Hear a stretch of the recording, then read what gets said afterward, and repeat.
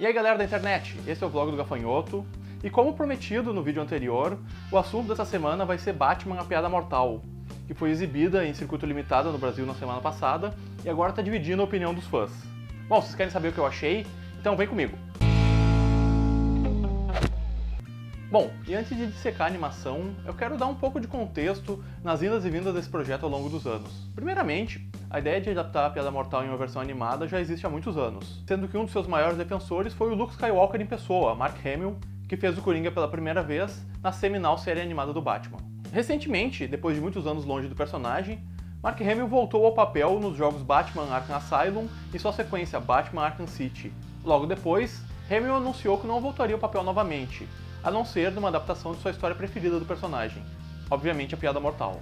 Prevendo o chamariz que seria ter Hamill, recém-saído de um novo Star Wars, em um título próprio da casa, o setor de animação da DC resolveu apressar a produção da Piada Mortal, trazendo de volta também da série animada a voz grave de Kevin Conroy como Batman. Obviamente, sem nenhuma participação do escritor original, que abomina qualquer adaptação de uma obra sua, o filme foi dirigido por Sam Liu, um dos diretores responsáveis pelo espetacular universo animado da DC. Até o Cavaleiro das Trevas eles já adaptaram, com resultados extremamente positivos. Então tá, chega de papo. Vamos pra opinião. E não existe lugar melhor para dar minha opinião do que a bem localizada poltrona da opinião. Vamos pra lá?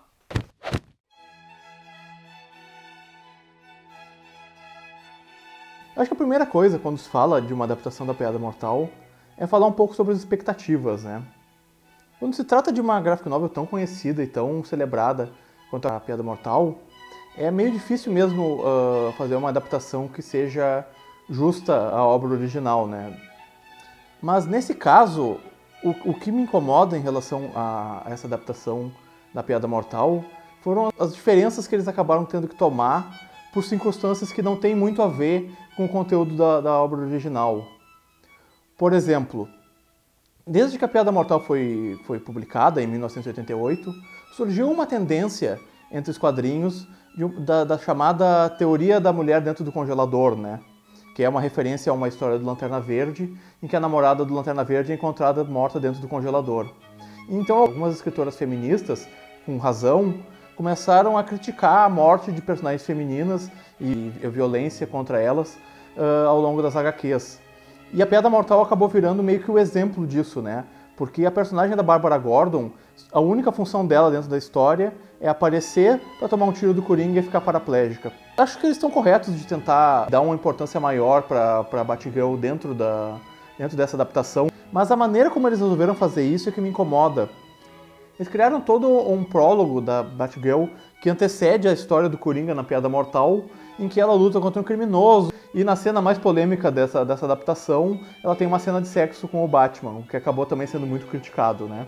O meu problema nem é tanto com o fato da Batgirl ter um relacionamento com o Bruce Wayne, mas o fato de que todo esse episódio que antecede a Piada Mortal acaba desviando a atenção do que realmente é o conteúdo da Piada Mortal, que é a relação entre o Batman e o Coringa.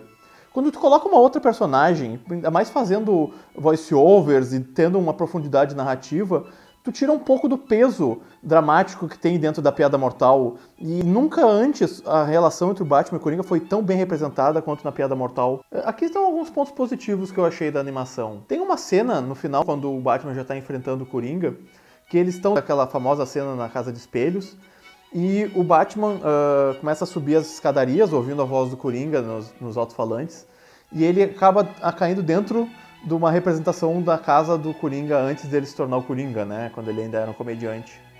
Eu acho isso bem interessante, porque eles têm uma cena de luta dentro desse cenário, como se fosse uma representação do que se passa dentro da cabeça do Coringa. Isso é uma coisa que me parece o tipo de coisa que o escritor do original faria. É uma analogia bem interessante, né? Pro psicológico do Coringa, que é, afinal de contas, o ponto mais forte dessa história. Outro ponto forte, que não dá pra deixar de falar, é a interpretação do Mark Hamill do Coringa, né? Desde que ele começou a fazer o personagem, há 20 anos atrás, que é uma das interpretações mais impressionantes onde é que eu tava falando? Bom, outro dos pontos fortes que não dá pra deixar de falar é a interpretação do Mark Hamill como Coringa, né? Desde que ele começou a fazer esse personagem, ele impressiona todo mundo com uma maneira assustadora, como ele faz a voz do Coringa, né? E a transformação total dele, né? Que a gente conhece como aquele personagem bondoso, loirinho, de olhos azuis, nesse maníaco, né? Um ponto negativo que eu achei e que quase tira a validade dessa animação, que é preciso dizer, né, a DC Comics tem um histórico de fazer animações excelentes, né, sobre a armada do Bruce Timm, mas uma coisa que eu não gostei é que eles resolveram usar esse estilo de animação que eles vêm usando, né, desde os anos 90 e colocar nessa graphic novel, mas na verdade não funciona, né, porque aquela arte mais realista do Brian Bolland é o que dá o tom terrível, né, que essa graphic novel tem. E quando eles tentam usar esse estilo mais simples, até por uma questão de ser mais fácil em termos de animação, acaba tirando um pouco da dramaticidade que tem o conteúdo da graphic novel, né?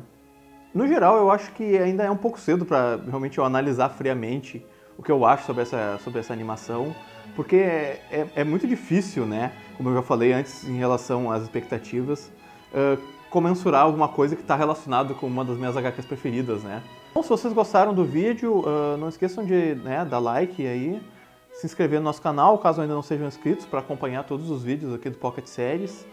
Deixem os seus comentários, sugestões de coisas para mim falar aqui. E é isso, galera.